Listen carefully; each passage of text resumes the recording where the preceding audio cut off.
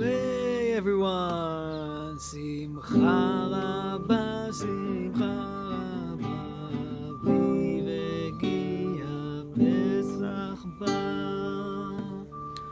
Hi everyone, so this song is about Pesach, which is our next holiday. It's gonna take place this week on Wednesday. We'll get to that further on. Before that, I wanna well, first of all, hi, of course, Adil. I got some really nice feedback from you from the last clip, and honestly, I really enjoyed doing it, and keep me busy, and it's something that I can give you back. So, thank you for joining me. Hopefully, next time we can do it on live, but we'll talk about it later. I want to dedicate our talk for today, our conversation, for like few parts. First, as we did before, we'll talk about Israel today, what's happening around. Um, and then after, I want to talk a little bit about the Pesach, which is equivalent to your Easter, uh, probably the most important holiday we're celebrating here in Israel. And after that, I want to talk about site of the day. Pick up a site, show it on the map, say some few words about it. Give you some appetizer for your next visit, or you know, something that can make you feel related to Israel even now in these days. Good guys, so we are starting with Israel today. Well, honestly, not much been changed since the last time we spoke. Um, Actually, things kind of became a little bit more complicated. The quarantine is more strict. Um, Most of the people already stayed in their places for about 3 weeks. You can still see some people walking the street, but basically it's forbidden. About 20% keep going to their jobs. Uh, Luckily, comparing to other places, here we don't have much casualties. The number stands on about 47, 48 people. The sad part about it, for most of us, is that you can imagine in United States and Europe, the most important holiday you have, that you all spend it with your family, is Christmas, right? So here the equivalent will be Pesach.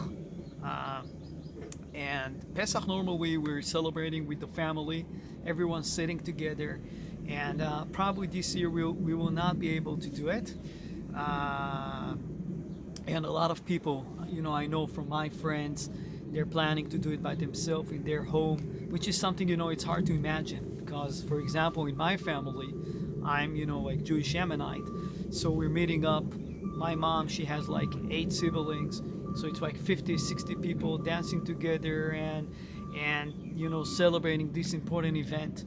And this year, same as many other aspects, uh, it's like the whole life is on hold back, and it's the same for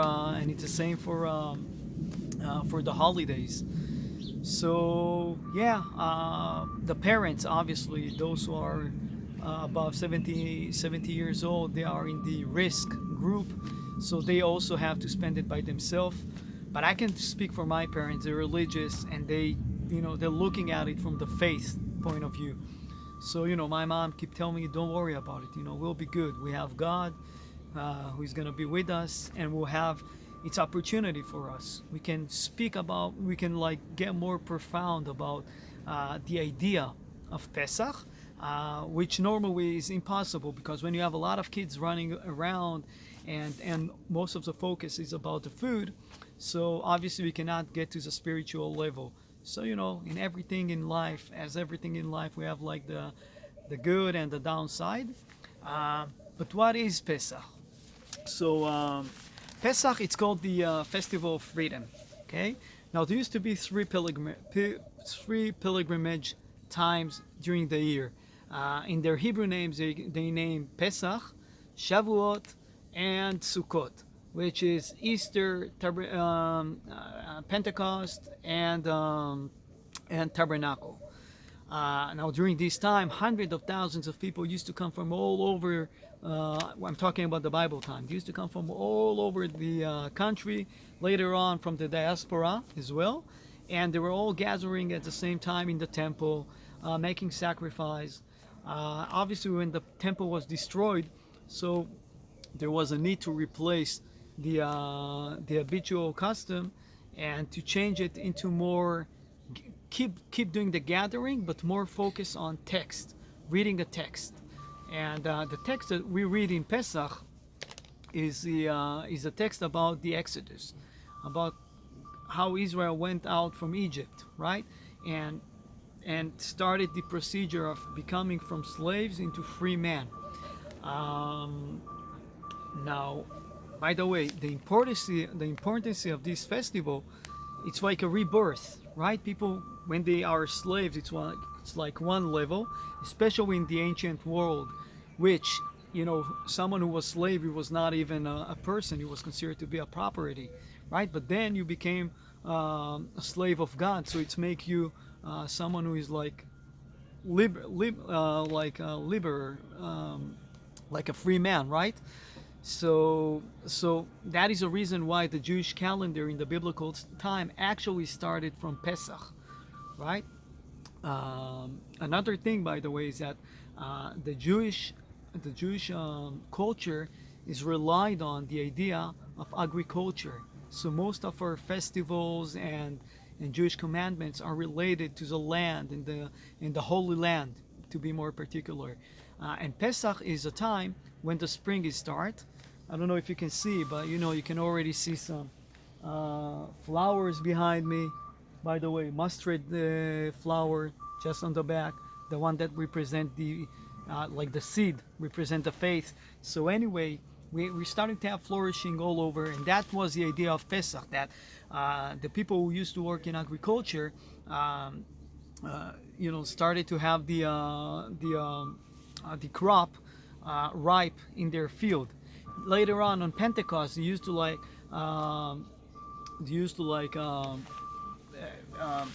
chop it over, and then on tabernacle they used to gather it back to their storage. So each festival used to have like a huge important meaning. Now let's go deeper into the idea of Pesach. So we're already mentioning that that we're talking about a time that people were slaves, right? And then they left Egypt, right? And left Pharaoh.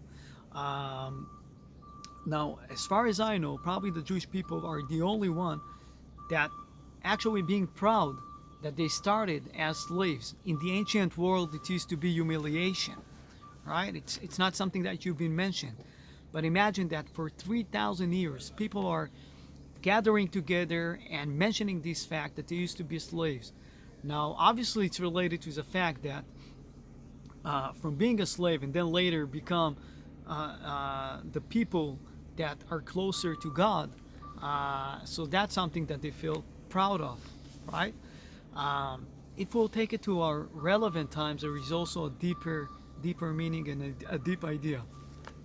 And the meaning is that we all, in some sort of level, we all subdue to our customs and to our habits, right?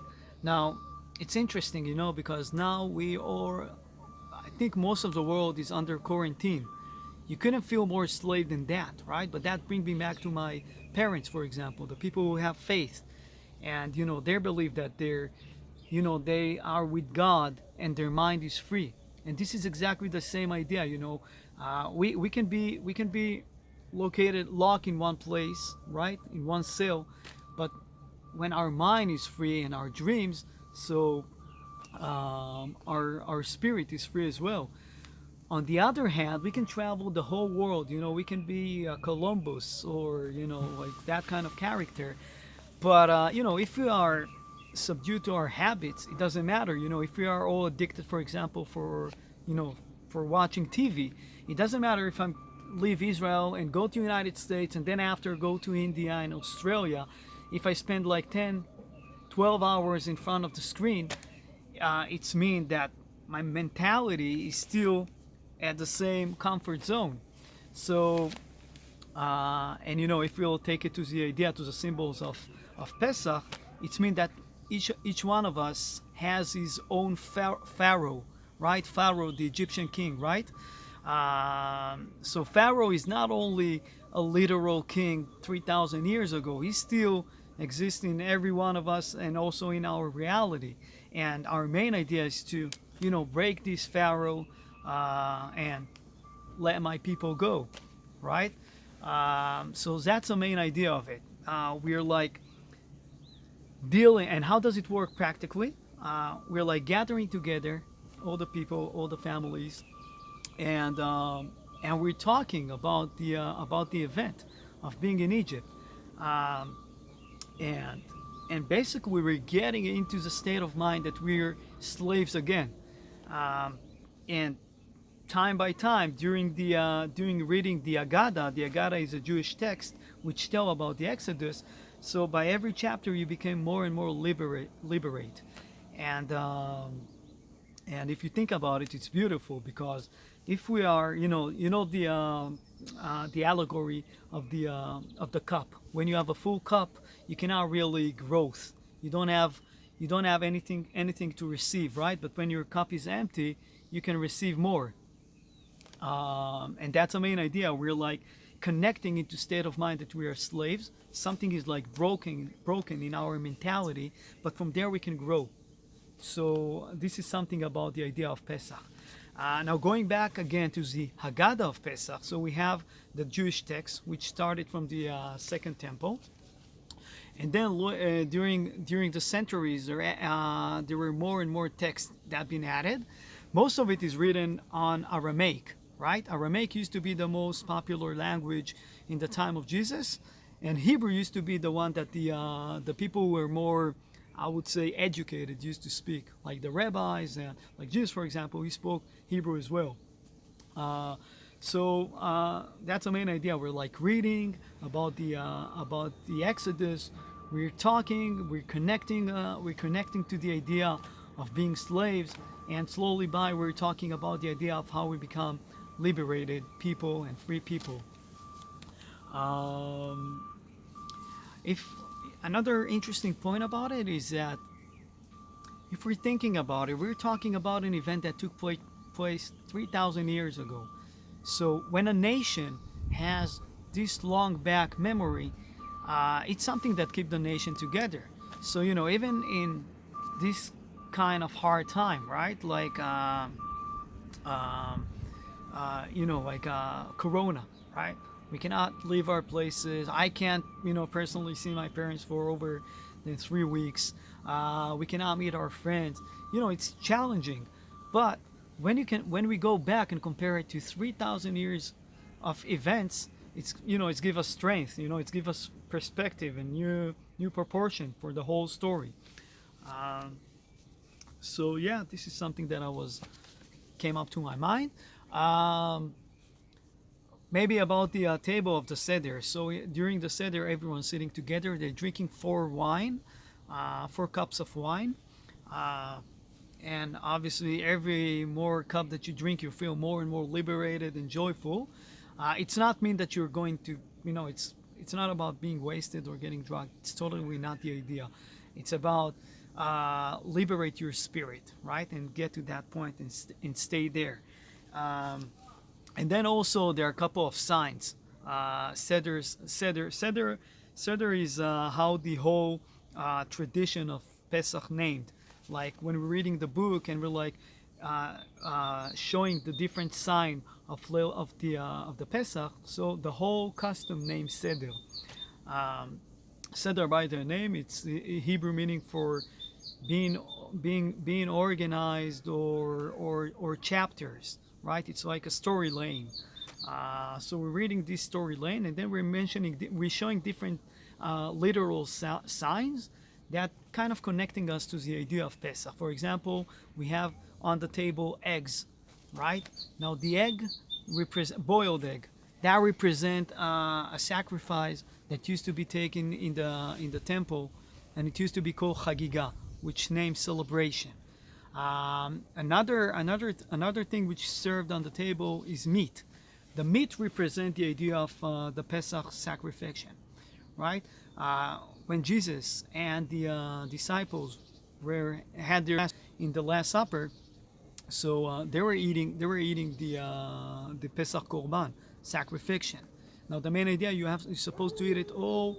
You have to end it all till the morning. So okay, so we still have signs that represent that, and then we have the matzah, which is the bread. But that bread is it's bread that you can call it the bread of slavery or freedom. Both of them coming from the context that the sons of Israel, when they left Egypt, they didn't have time to prepare a proper bread and use yeast.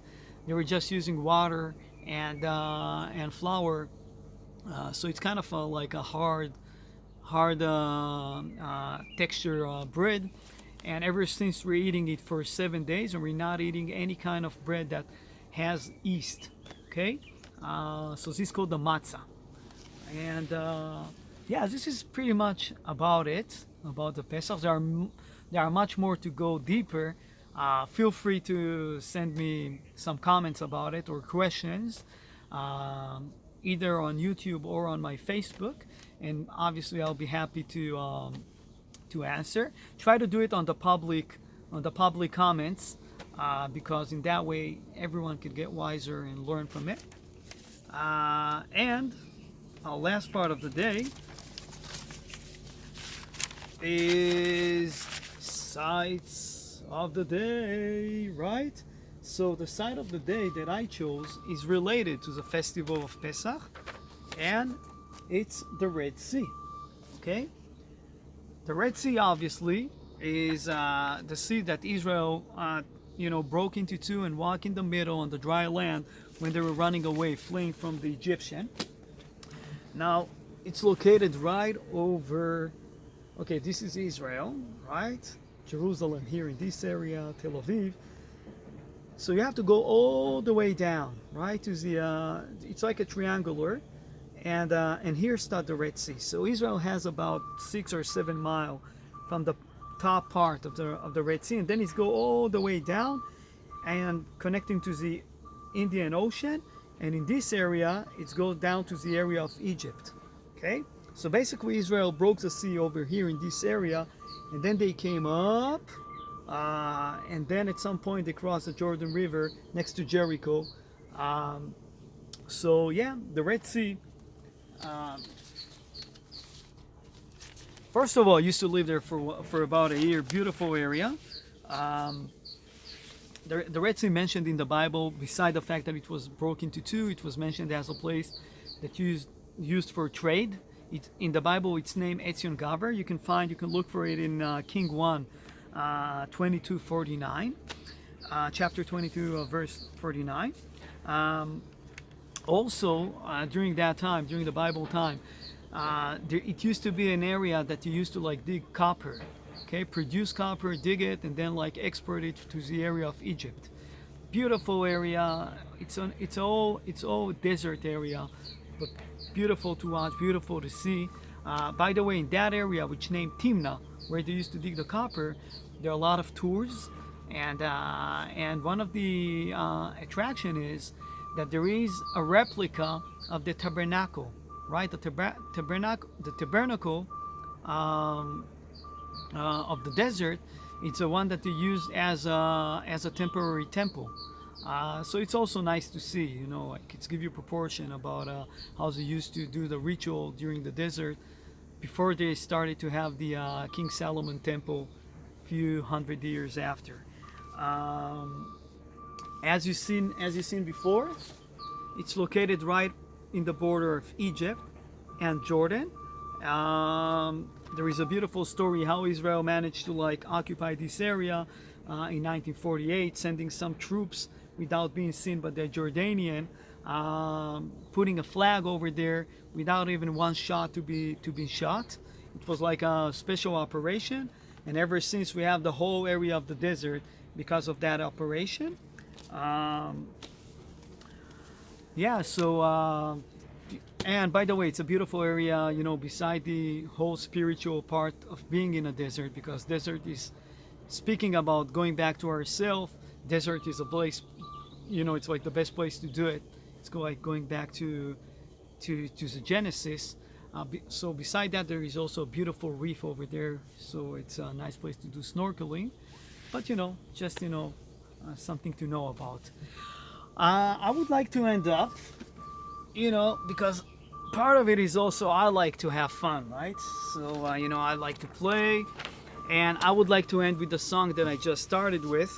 And this song named Simcha Rabba, it's like a really, I would say, characteristic song for Pesach, for our next Pesach. And the lyrics mean Simcha Rabba, Simcha Rabba. So Simcha is like happiness, okay, and Rabba is like a lot of happiness, like joyfulness. And Aviv Egia, Aviv is means spring, Hegia mean arrived, Pesach ba. So when the spring arrived, also Pesach arrived. So obviously it's a lot about joyfulness. Then the other two parts is Shaol Esh'al Arba Kushiyot. I'm going to ask 4 questions. And this is a custom that we have during the Seder, during the festival night of Pesach. So everyone's singing together and they're asking 4 questions. For example, one of the questions, why do we eat this matzah bread and we don't eat the normal bread? Okay, and like, so each question is or why do we drink 4 wines? So each question representing the atmosphere of the holiday. And then the last part of the song is Vekos Gdola Emit Avi, and a large cup my mom will bring to Eliyahu Hanavi, to Elijah the prophet, right? So we have a custom that we'll leave the door open we'll leave another glass of wine for Elijah the prophet, and we believe that he will come and visit the whole houses. So without further ado, you can join me by hymning. And Simcha Rabba, Simcha Rabba, Vilegia Pesach Ba, Simcha Rabba, Simcha Rabba, Vilegia Pesach Ba, Shaol Sheshal, Shaol Eshal, Arba Kushiyot, Shto Eshte, Shato Eshte, Arba Kusot. Very good. Simcha Rabba, Simcha Rabba, Vivegia Pesach Ba. Great guys. So let's have all joyfulness in these special days, and we'll bring back everything into perspective. All things must pass, and you know, with our faith, we can only grow from it. Guys, I'll be happy if you'll leave comments, if you'll share this video, if more people can see, and hopefully my vision now is that next time we'll be able to make a live video by Zoom. Everyone around now using Zoom, so the technology is developing because of the circumstances, and by doing that I can also get a direct question on the chat, and I can respond, you know, live, and then it can be like really interactive, because you know, as much as I like seeing myself, watching myself, obviously I will feel, you know, it will be more fun if I feel that you're here with me and when we can like interact.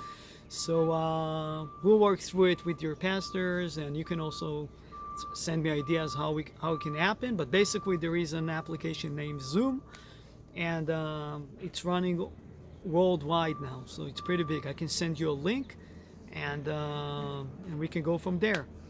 Guys, big hug, Pesach Sameach, stay happy, stay strong, love you all, bye.